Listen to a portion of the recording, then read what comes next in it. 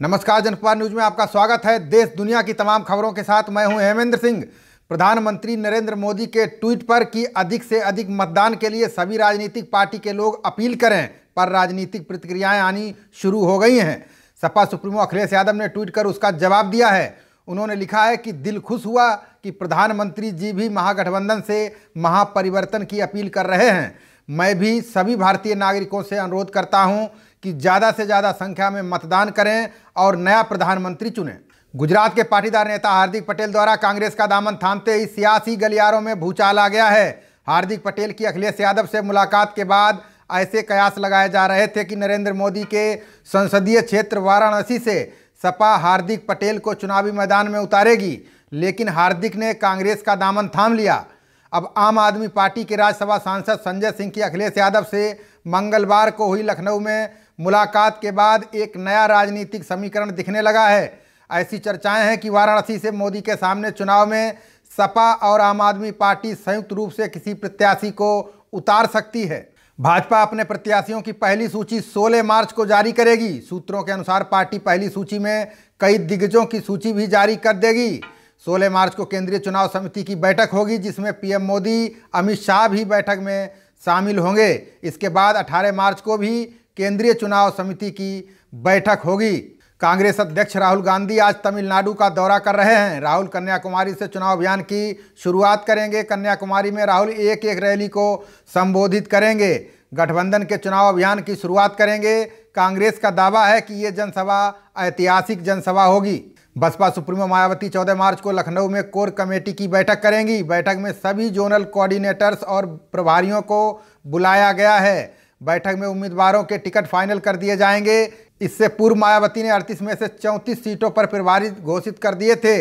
इनमें से मेरठ से हाजी याकूब कुरैशी, गाजीपुर से अफजाल अंसारी, भदोई से रंगनाथ मिश्र, संत कबीर नगर से भीष्म शंकर उर्फ कुशल तिवारी, गौतम बुद्ध नगर से सतबीर नागर और अमरोहा से मलूक नागर सहित 34 प्रभारी घोषित किए हैं। अब श्रावस्ती, जौनपुर, आमला और मछली शहर की सीटें ही शेष हैं। घोषित सीटों में 6 मुस्लिम, 7 ब्राह्मण, 1 क्षत्रिय, 1 जाट, 2 गुर्जर, 1 भूमियार और 9 दलित सहित 3 वैश्य और 4 अन्य पिछड़ा वर्ग से हैं। समाजवादी पार्टी के अध्यक्ष अखिलेश यादव के बयान पर कटाक्ष करते हुए योगी ने कहा कि अखिलेश अपने मकान से बाहर निकलें तो गांव की जानकारी मिलेगी। मैं सच्चाई बताऊं तो अखिलेश मुंह दिखाने के लायक भी नहीं हैं। हमने 23 महीने में 23 लाख पीएम आवास दिए। अखिलेश सरकार का बकाया गन्ना भुगतान हमने किया। इस साल 48 लाख मीट्रिक टन धान की खरीद की गई है। 20 लाख हेक्टेयर जमीन को सिंचन की अतिरिक्त क्षमता उपलब्ध करवाएंगे। कुंभ का सफल आयोजन अपने आप में बड़ी बात है। मोदी के नेतृत्व में भाजपा प्रचंड बहुमत से 2019 में चुनाव को जीतेगी।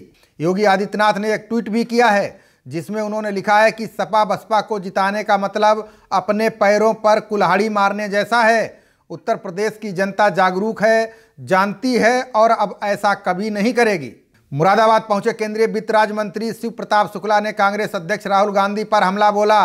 उन्होंने कहा कि जो देश के सैनिकों का अपमान करता हो, उससे और अपेक्षा ही क्या की जा सकती है। वे राहुल गांधी द्वारा आतंकी अजहर मसूद को जी कहने पर पूछे गए सवाल का जवाब दे रहे थे। इतने घृणित हैं कि हमारे देश के सैनिक जो सम्मान के साथ हमको नींद देने का काम करते हैं, रात में हम सोते हैं, जब वो कोई पक्ष के लोग उसका भी सबूत मांगते हैं, यह बताइए वो लाशें कहाँ हैं, जो लाशों को जो है वहां पर आतंकवादियों को वहां मार गिराया गया, कर लिए गए। रामपुर के विकास भवन स्थित वित्त एवं विकास अनुसूचित जाति विभाग में कार्यरत बाबू को मुरादाबाद की एंटी करप्शन टीम ने रिश्वत लेते रंगे हाथों गिरफ्तार किया है। बाबू ने ऋण आवेदनकर्ता से दूसरी किस्त पास कराने के नाम पर 5,000 की रिश्वत मांगी थी, जिसके बाद आवेदनकर्ता ने एंटी करप्शन विभाग में इसकी शिकायत की। टीम ने जांच के उपरांत आरोपी लिपिक को उसके ऑफिस से रंगे हाथ रिश्वत लेते गिरफ्तार कर लिया है। आरोपी बाबू पर भ्रष्टाचार निवारण अधिनियम के तहत कार्रवाई की जाएगी। इलाहाबाद कस्बे से संबंधित एक श्री राकेश बाबू हैं, जो वाल्मीकि जाति के हैं। उन्होंने वित्त एवं विकास अनुसूचित जाति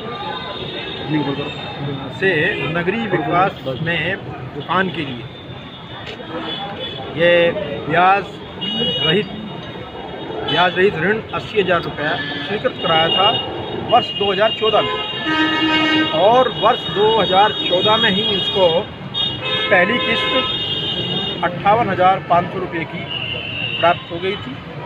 उसको जितना काम करना था उस दुकान में उसने करा के, और अग्रिम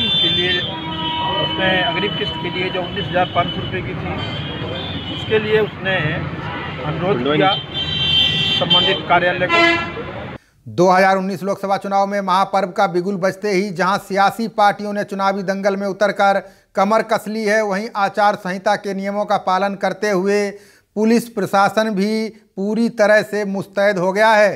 संवेदनशील क्षेत्रों को चिन्हित कर पुलिस ने हिस्ट्री सीटर और अपराधियों की धरपकड़ शुरू कर दी है। सुरक्षा के मद्देनजर फ्लैग मार्च जारी है। सीओ सिटी आशुतोष तिवारी ने बताया कि आचार संहिता लगते ही आदेशों के तहत थाना कोतवाली क्षेत्र के संवेदनशील घाटमपुर में हिस्ट्री सीटर और अपराधियों के घरों पर जाकर चेतावनी दी गई है।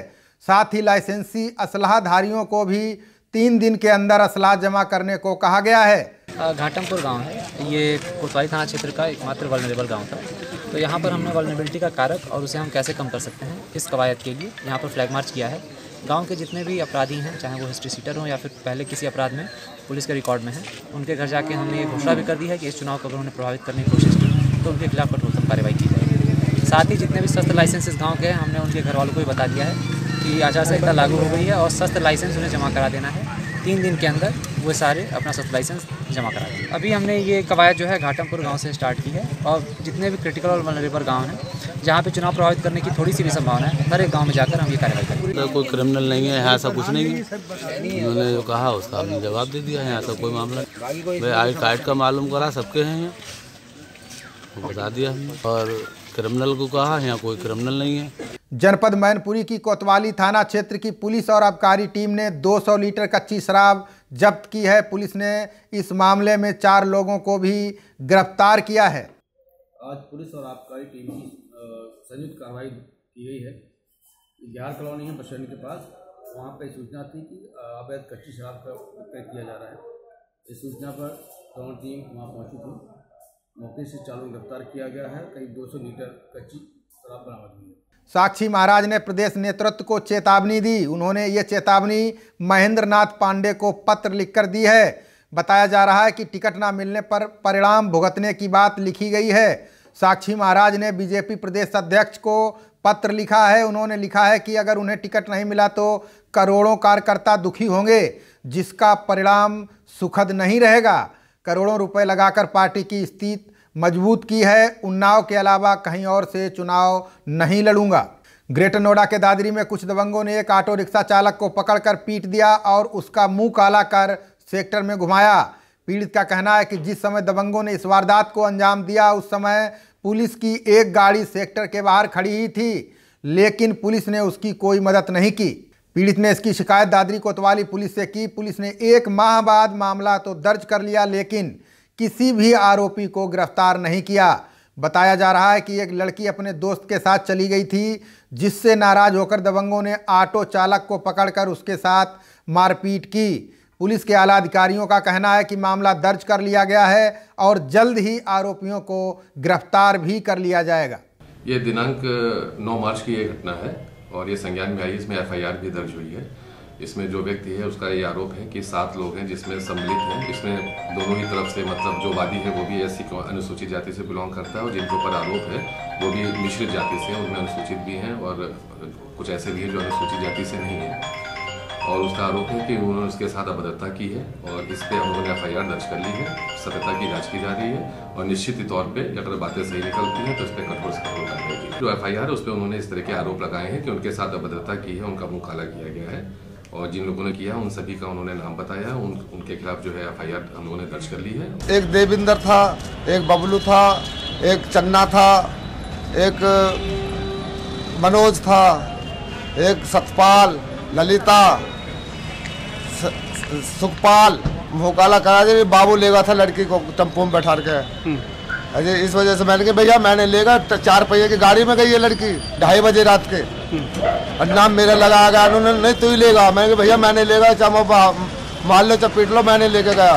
काला करके जब गले में माला डाली है, जब घुसे घुसे पे जूते इनकी काला मुँह करवाया। ललिता जाटके ने सबने मिलकर सारे जितने लोग इनके लिख रहे हैं सबके लोगों ने सब में मारा पीटी करी इनके साथ में। मेरे साथ सुखपाल और बेतमीजी बोले तो यार वो घर में बंद करके बेतमीजी करने गाली गुप्ता करी मेरे साथ में, बहुत गंदी गंदी गाली। देश दुनिया की तमाम खबरों के लिए देखते रहिए जनप्रवाद। नमस्कार।